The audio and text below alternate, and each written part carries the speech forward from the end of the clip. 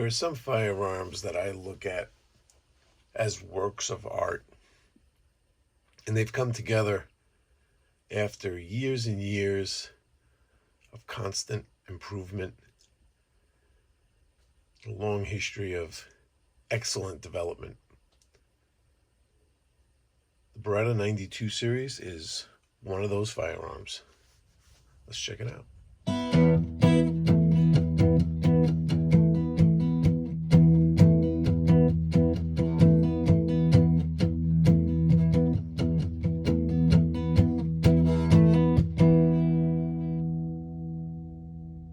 Milsurp Garage here with the Beretta 92 FS. Beretta is one of those companies that manages to constantly improve and advance their firearms while still maintaining a look where they're identifiable right away. They all follow the same visual characteristics, yet internally constant advancement. And this one's kind of interesting. This is a recent acquisition. I only picked this thing up about a year and a half ago maybe, and put a decent amount of rounds through it, enough to know that it's one of the most comfortable pistols to shoot that I have. I want to get out there with it more, actually, and train with it more to become more familiar with the controls. It's not one of those ones that you're intuitively going to pick up if you're, big 1911 head, or you're into pistols like Glocks that don't really have many buttons and switches all over them. It's just kind of like a trigger and that's it. Because this guy, you got decockers, safeties that flip in opposite directions. Hickok 45 recently did a Sunday shoot-around a couple of weeks ago where he was talking about this guy, and it's funny how it's I never really saw anything on it. I thought it was just kind of something like I internalized myself about how it's doesn't feel so intuitive, and he was talking about that. It made me feel like I was like, oh, okay, so I'm not the only one. It's like these Italian guns. I've said it before about the shotguns when I was talking about it was the 303, the A303 Beretta shotgun, that when you're using it, you've got to learn Italian. You got to learn how to speak Italian shotgun. And these pistols are similar in that respect, but I mean, not quite so much. I mean, it's pretty intuitive where a slide release and the magazine release are, but it means a lot when you got to flip the safety in the opposite direction to fire.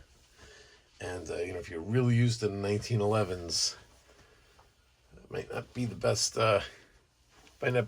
carry gun to switching back and forth between like 1911s and the Berettas. But what I'd like to do is I want to talk a little bit about some history, but mostly, if you're a fan of this channel, we really just kind of like to really delve into the designs and really follow the design history and what inspires a certain pistol. And this is a really good inspiring story here, because the roots of this gun go back to like World War II and to some pretty influential designs on its on its design, influential guns on its design. But I got some information here. Let's just look at it. The Beretta 92, also the 96 and the 98. They're a series of semi-automatic pistols designed and manufactured by Beretta of Italy. The 92 was designed in 1975. Production began in 1976. Many variants in several different calibers continue to be used to the present. So let's delve into some of these. So the 92, production began in May 76, ended in February 1983. Approximately 7,000 units were of the first step slide design, and 45,000 were of the second straight slide type. The 92S, in order to meet requirements of some law enforcement agencies who are getting interested, Beretta modified the 92 by adding a slide-mounted combined safety and decocking lever, replacing the frame-mounted manual thumb safety. This resulted in the 92S, which was adopted by several Italian law enforcement and military units. The magazine release button is at the bottom of the grip, as is customary in Europe. This model was produced from 78 to 82. The 92SB, or 92S1, initially called the 92S1, was specifically designed for the U.S. Air Force trials, which it won. The model name officially adopted was the 92SB. Features added included a firing pin block, thus the addition of the B to the name. It had ambidextrous safety levers, 3-dot sights, relocated the magazine release catch from the bottom of the grip to the lower bottom of the trigger guard. The later relocation of the magazine release button means preceding models 92 and 92S cannot necessarily use the later magazines unless they have notches in both areas. A compact version with a shortened barrel and slide and 13-round magazine capacity known as the 92SB Compact was manufactured from 81 to 91. I think those are rare. There's one of these Berettas like that I had read. I saw one like for sale somewhere and it was thousands of dollars and I was like, what the? And I think it might have been that one. It had a single stack magazine, if I recall. Maybe it wasn't that one, but the 92F comes along now. It's the 92SB-F. In 1984, Beretta introduced a version of the 92SB, slightly modified to create the 92SB-F. The F added to denote entry of the model in U.S. government federal testing by making the following changes. Design of all the parts to make them 100% interchangeable to simplify maintenance for large government organizations. They squared off the front of the trigger guard. Squared off the trigger guard protects. The squared off trigger guard protects both the gun and the shooter during hand-to-hand combat. Yeah, I wouldn't want to get hit by that. Not at all. Some have suggested the squared guard enables the shooter to grip the front of the trigger guard with the supporting forefinger to enhance aiming. However, firearms trainer and Beretta collaborator Ernest Langdon says that using the forefinger to grip the front of the trigger guard is improper technique. So stop doing that. Recurved the forward base of the grip to aid aiming. Hard chromed the bore to protect it from corrosion and to reduce wear. And there was a new surface coating on the slide called Bruniton, which allegedly provides better corrosion resistance than the previous plain blued finish. French military adopted a modified version of the 92F with a decocking only lever as the PAMAS G1. These pistols have tellurium in the slide, making the steel brittle, and as such only have a service life of approximately 6,000 rounds. Nice. Leave it to the French, the French military to adopt that. Now, the 92FS, here we go. This is also the Beretta M9. When you go to buy these now, so it's like new, I had the option of getting the FS or the M9. And the M9 is the U.S. military version of it. The 92FS is the civilian version of it. I didn't really see much of a difference. I don't really remember then. They were showing me both. The only thing that I really noticed, the counter person it's a little knowledgeable, but not crazy knowledgeable about Berettas.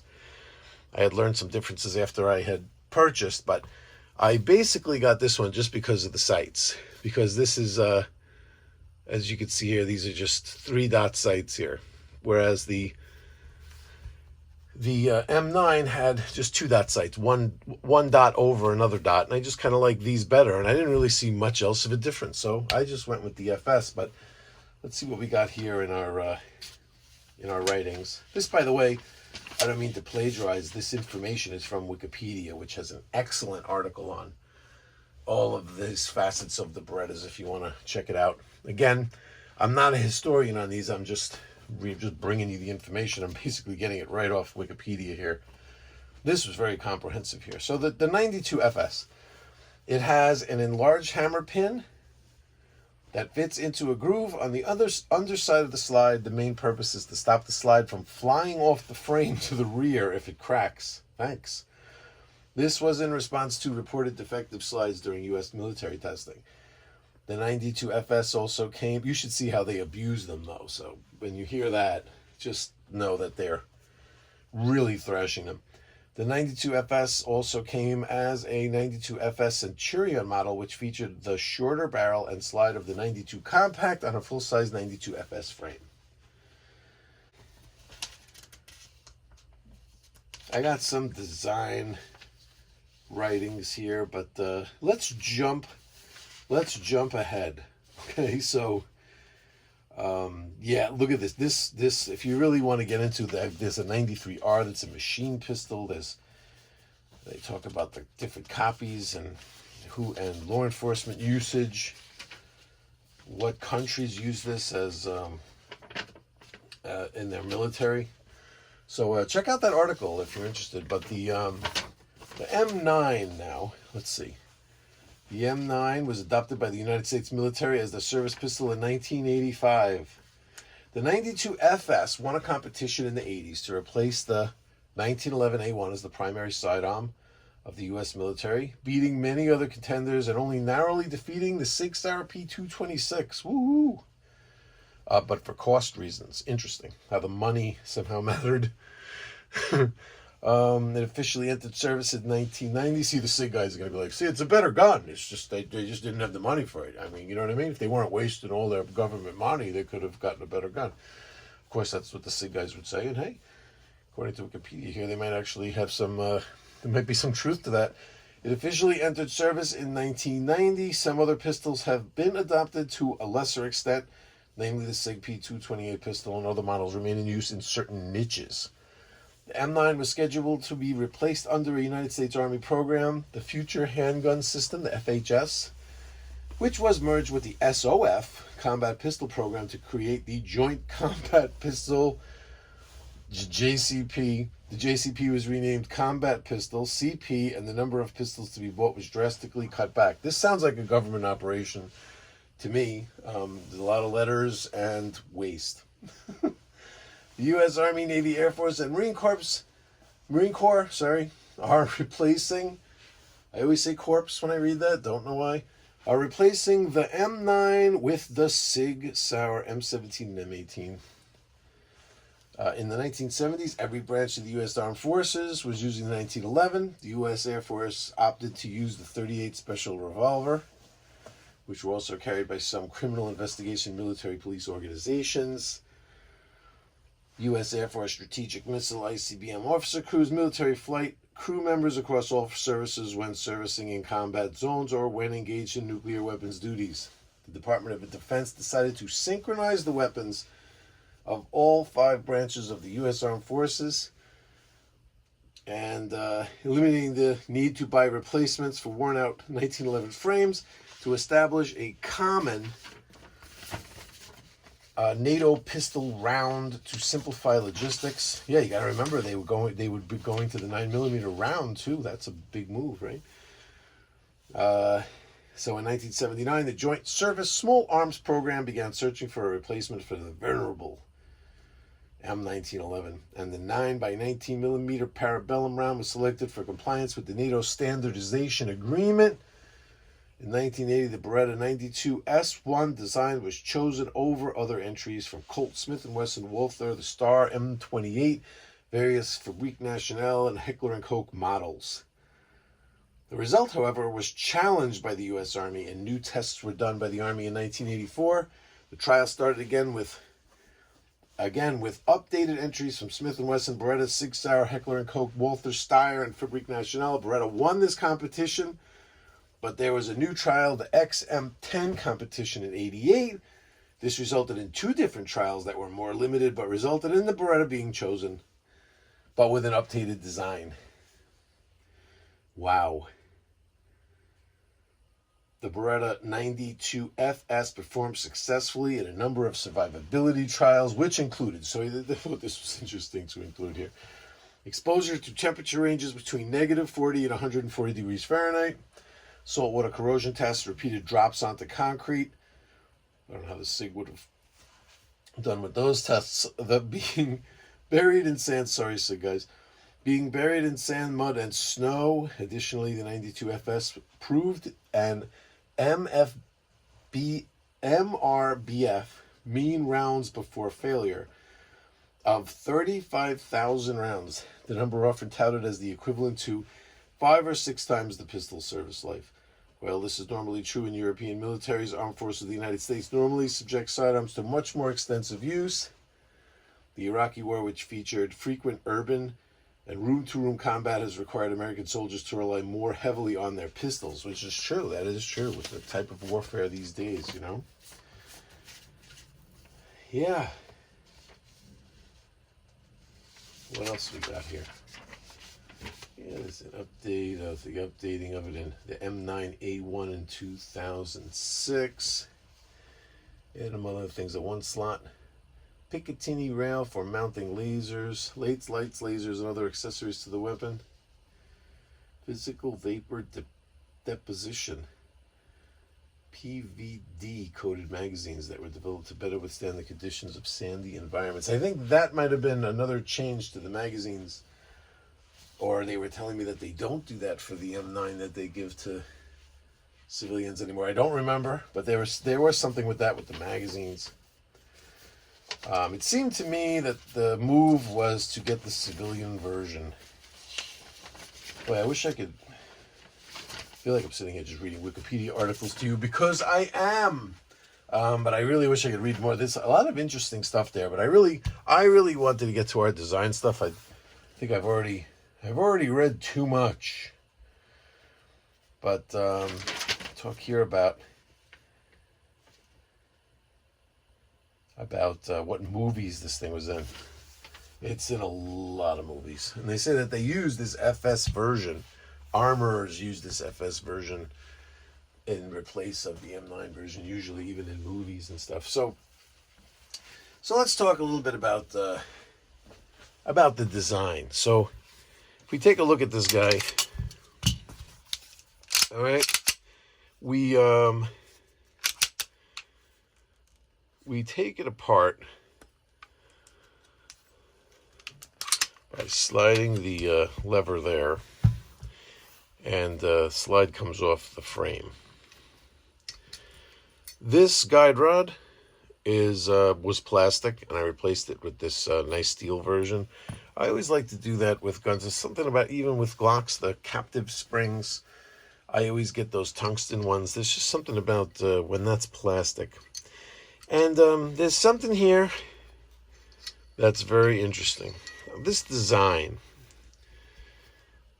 with the slide and this barrel that looks like this. So let's say you're dealing with, like, I'm going to just pick, like, let's just say the 1911 design. Since this replaced the 1911, we'll go with that. So the 1911, it has a system where it locks, not just a straight blowback system. The barrel locks into the slide, locks shut, and the whole reciprocating assembly, it has to be able to travel a certain amount. It has to be able to travel back a certain amount before opening to prevent gases from just blasting out of the gun. A straight blowback gun can handle just the slide being pushed back. But these, once you get into higher pressures of like 9mm or 45, you have to have something that locks the barrel, that locks everything shut until it's ready to open up. And these systems, that's what makes these different systems, like the 1911. Let me just pull out a 1911 here so I can show you. We are clear. So with the 1911, you can see that as it starts to open, as the slide starts to move back, the barrel drops down and locks, and then the slide continues back. So for this first initial movement, it's moving back here. You see this, it's locked together. Then here it breaks open. The barrel locks down, it cams down. It's like a dropping barrel system is what Browning used to be able to lock the barrel to the frame of the gun, to the slide. Now the Beretta, it doesn't use that. The slide and the barrel just stays locked in this spot. It uses what's called, let me see, I wrote it down. It's actually called a hinged locking block system, where this is the, it's stuck. This is the locking block here that has two locking lugs. You can see them on either side that fall into the slide here on this hinged piece here on the barrel. It's a very distinctive look. It gets like it gets kind of hung up sometimes, like now, where it's not moving. Come on, guy. There we go. It has to be like right dead center. It's held perfectly in the center by the slide, but when it comes out, it can move around, and then sometimes it gets a little hung up. This is that system. It has like what you'd consider a button here, that when this gets pressed is when the locking lugs come out. So that's a very distinctive look to it, with this button that goes back and forth like that. And that these are the locking lugs that fit into mortises that are on the side of the slide, and that you could just readily see right from here, you know. So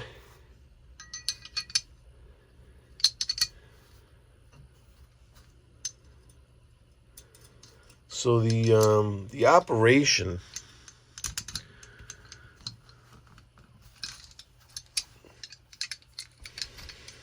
easier to do it facing that way. Get in there, guy. Lola hairs. A lot of dog hairs lately. A lot of dog hairs.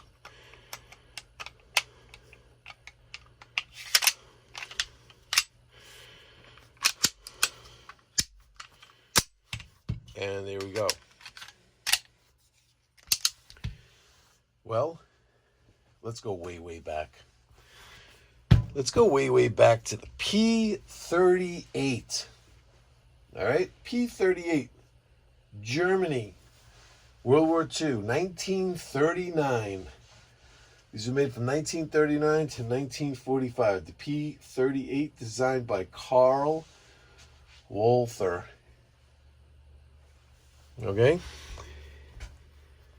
Let's clear this guy.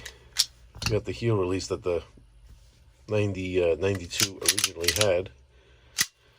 We're clear. 9mm too, by the way. Okay. Now, with this guy, boy, I haven't done this in a long time. I think I was struggling around with the Beretta. Let's see how we do here.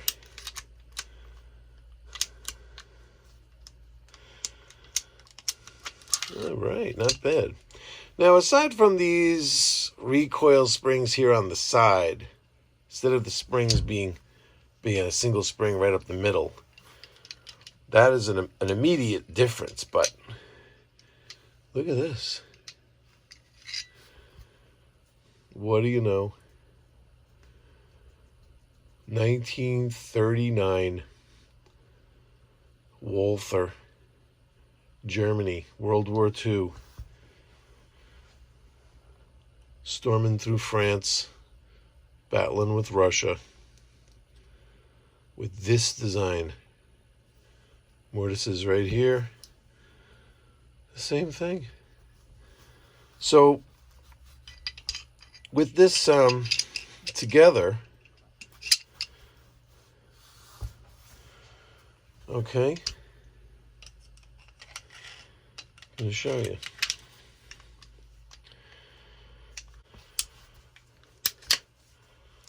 The P-38 people are ready to kill me. Now you see, there's that movement after, you drop the hammer, bang, there's that movement back with everything locked together. That's what's integral to the design here. Same thing. See how it's all staying together? It's that movement, that initial movement with everything together. I mean, forget about the fact, yeah, we have a decocker here, the safety. I mean, we have the same thing going on here. The cocker, the safety. All of those design elements carried over. But yeah, and even like kind of like the open top slide thing or whatever, but which Beretta had been doing for a long time. So don't get me wrong, they didn't get that from these guys. And they did copy some design cues, but the main thing that they took from it is that locking system. The fact that it stays shut till there, bang, and then it's just the momentum from that point on. It's just momentum that carries the slide back the rest of the way to eject, pick up the next round, and then come back into battery. And it wasn't the 92 that originally Beretta went into that realm. Here's the 1951.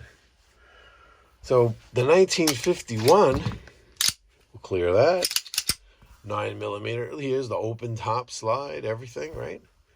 No decocker or anything like that. We're in 9mm. No decocker, though. But let's check this out. Wow. This is looking mighty similar. Yeah. Look at that. What do you know? Huh. 1951. Beretta Model 1951. Mortise is in the slide. And we have the hinged locking block. It's designed by Tullio Marangoni. So if you want to credit anybody with stealing this from Karl Walther, it was Tullio Marangoni. That's the guy to sue. These are made from 1949 to 1980. Okay? And then the 92 FS, designers Carlo Beretta, Giuseppe Mazzetti, and Vittorio Valle. All experienced, very experienced designers right there. But still, taking a look at the 1951 with its same, amazing, right? Here we can, let's get this together. It's amazing that this is the one that's the simplest to actually take apart and put back together. This is one of the coolest guns to take apart and put back together because of that. Because of it's always very, very cool like that, where you just flip that down. It's like very easy. And a single stack mag here with the heel release. Not even a true heel release. It's like this weird button on the bottom. But take a look. Same locked together. And it's the momentum that carries it back. But this open top slide thing that you see going on with Beretta, you know what I mean? This very distinctive look. You can see from 1951, still the same look up front. It's very similar, right? And that open top, this is not something that they copied from, let's say, because it's easy to see. You could say like, oh, they took it from here, but no, not really. It's kind of like just the breech opening, and it's kind of different. You got the sight on the barrel here, while here on these it's like a ring, very distinctive with the sight is on the slide with that ring over the top. So it is different. It is distinctive the way they did it, the Italians. Even so far back, the predecessor to the 1951 is the model 1934 in 380. This was their 1934. This was their military gun, and very similar. Look at the similar front end here, similar sight on this ring that goes over the barrel with the open top slide, but totally different here. We just have a blowback system. Sorry I didn't clear this one for you guys. Got to be careful with that lately. Everybody's getting very touchy. This one's a weird one to clear too, because it has this weird magazine. It stays, the slide stays back with the magazine in, and you kind of got to trick it to get it closed. But yeah, and then you could, here I could go back even further. This is the 25 ACP, the model M418 here. Let's clear this one for you. 25 cal. Still, we still have this little, we're getting smaller, but look, still same design features carried through. If you're interested, by the way, this was really the James Bond gun. It wasn't the Walther PPK. If you're really a James Bond reader, you know, the original stories, this was the original James Bond gun with a silencer and the grips off of it for some reason. He didn't have grips on it. He took the grip panels off. There was a silencer screwed onto it in 25 caliber. That was his gun. So let's digress here a little bit. Back, we'll take them all away. That's the history of the design is what really fascinated me. Let's get out. Here's our realistic snap caps. Realistic snap caps are totally inert. I use these things on the channel. These guys are good to me. I support these. I support these guys. It's an American company using American materials and on American machinery.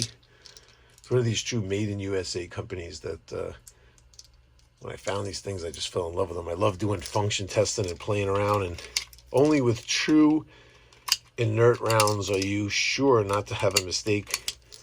All you got to do is just make sure you're using realistic snap caps. That's the one. That's the one thing that you have to be sure, is that every single one in your hand is a realistic snap cap. Just check the primers. Primers are silicone. You can get these things, realisticsnapcaps.com. Use coupon code Milsurp Garage, one word, for 10% off your order. And these 9mm ones are just what the doctor ordered to do some function testing here. And man, smooth as can be. Now we always talk about if you can go slow, you could ride the slide here with this guy. And look at it, it's just awesome. This guy is this is a fun one to do like malfunction drills with and play around with. I love it. So yeah, how does it shoot? Well, let's take a slide over to the range here. Got some footage. So it ergonomically, it works great. The magazine's drop free nice, and it's really good combat handgun, I'd say, you know, and it's decently accurate. The sights look really nice, and it feels comfortable in the hand. All the controls are easy to operate, manipulate. They come right to your fingertips. Like I said, the only thing is, if you really want to use this gun, you got to kind of train with it kind of exclusively. It's And they even have like some modifications you can do if you're not happy with like the safety. I think if you're not happy with the decocker being a safety, I think they have a thing where you could add onto it like a kit where the safety can just be a decocker. So all you do is you just press it, it comes down, it automatically pops back up. But all it does is decock, and it doesn't act as a safety. I think a lot of people don't like the fact that the safety is down when it's on, and then you click up to turn it off.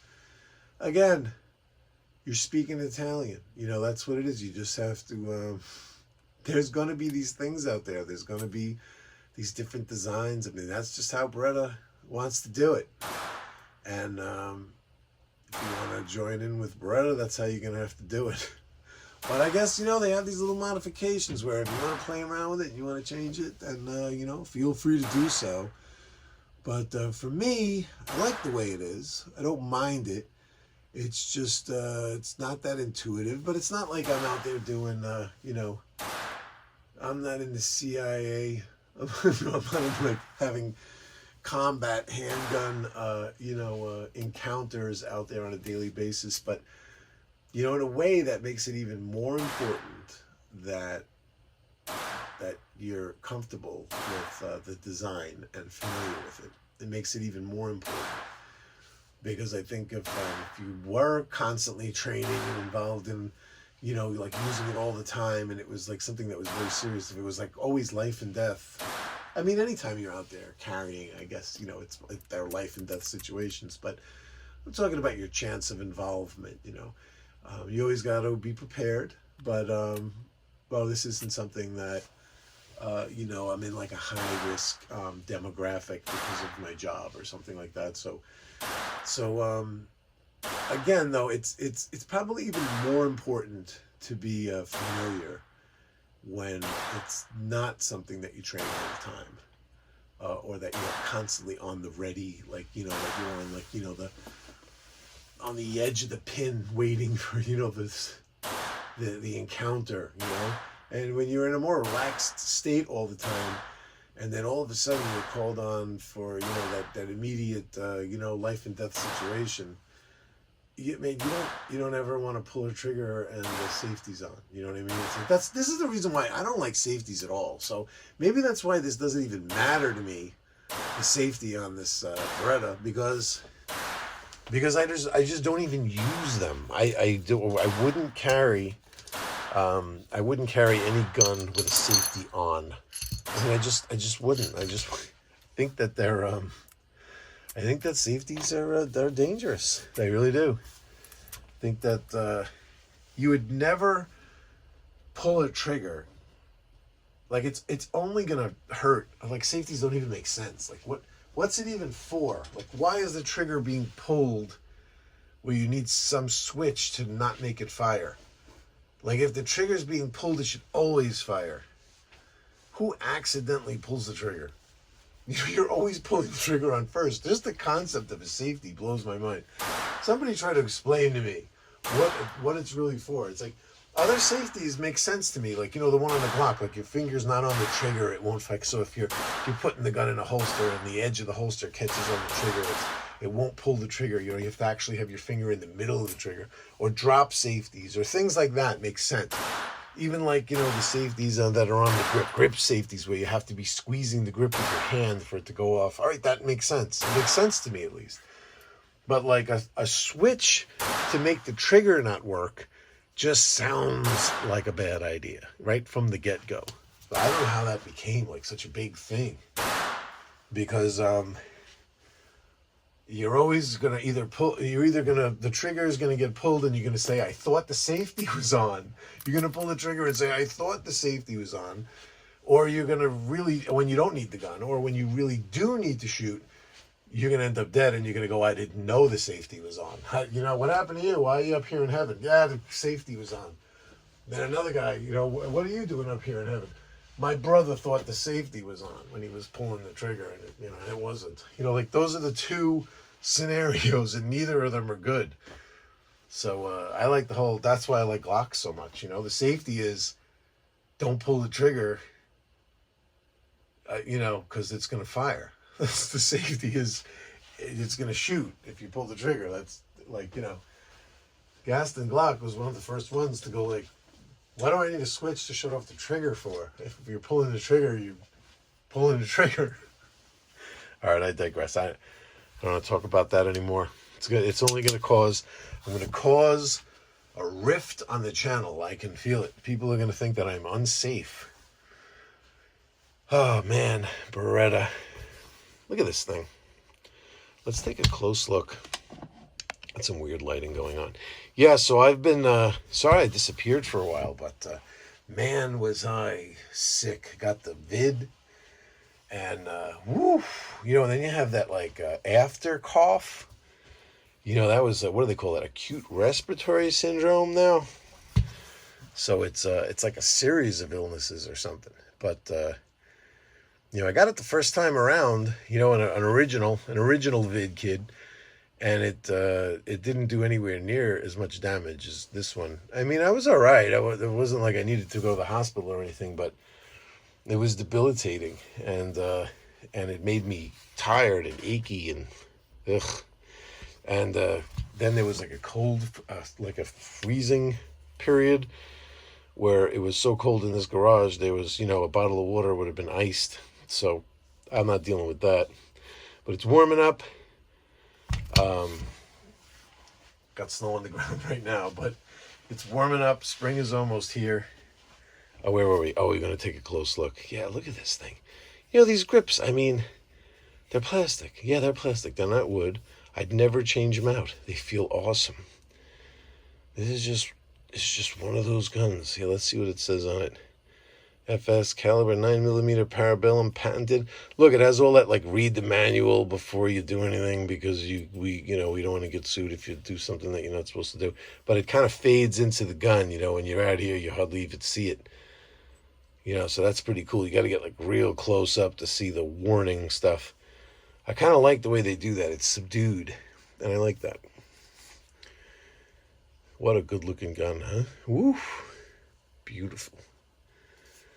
Yeah, and the, you know, this single action, double action stuff, see, the thing about the safety with it, too, is that you don't know the safety's on because the trigger is forward. Whereas, you know, like even with our friend here, okay, the P38, if the safety was on, pretty sure, right? Well, no. If you release it, there's a little bit of a different mechanism there. Interesting. If you decock it, it stays that way. But if you release it and then put the safety back on, you're back to the double action, but it won't fire. Let's see if the Beretta does that. We conk it, decock it. Nah, see, the trigger just comes forward, and it won't move at all. So yeah, that would be a terrible feeling right there when you need a shot. Yeah. So yeah, double action, single action. That I do like. And again, you got to, like, kind of mess around with that and get some training, because if you're carrying it, like, with the hammer down, let's say, you know, in double action mode, that first shot is going to demand a stronger trigger pull. There's the reset. It's going to demand a stronger trigger pull than in single action mode. You know what I mean? So another thing that you'd have to get used to than the you know, the double action only guns. But it's good. It's good to have. I like that. I like the added utility of having the double action, single action. The DASA guns are nice. I like them. Oh, and look, ambi too. So that's pretty cool. Pretty cool for the lefties. And the fact that there's no ejection port that goes right in your face. It does kind of eject sort of straight up, I think. And that's the story. That's the Beretta 92 FS. And look, there's a lot of channels out there that'll, there's a lot of like, like the military guys that are like really, I know this is the Milsurp Garage. The word military is almost in the channel name, but yeah, sorry, not an expert up and down of all the military characteristics of this guy, but there are a lot of channels, but I don't see, that talk about this gun, but I don't really see anybody that's kind of, going back in history, showing when you see these, mortises there. Wow, it's kind of interesting that with the 51, they're hidden, like you don't even see them. That's wild. Like here, I mean, these are so right in your face. You could even see the tilting, the hinged locking block in the P38 right from here, and the certainly see the mortises that it locks into. And but with the 1951, you don't see that at all. That's pretty cool. It's hidden in there. And with the Beretta, you can see them. The 92FS, you can't see them. The locking lugs. Interesting. Very interesting design. And it's interesting to research exactly what aspects were borrowed. And that's a wrap, ladies and gentlemen. See you all next time. Like I said, spring is coming. We're going to get out there and we got to get another shotgun out at the trap range. We got to get out there with something different. It's been a while since we've been visiting the trap range with something new. They're getting a little disappointed in me out there. And we'll see you all soon. Take care. Some cool stuff on the way. See you all next time.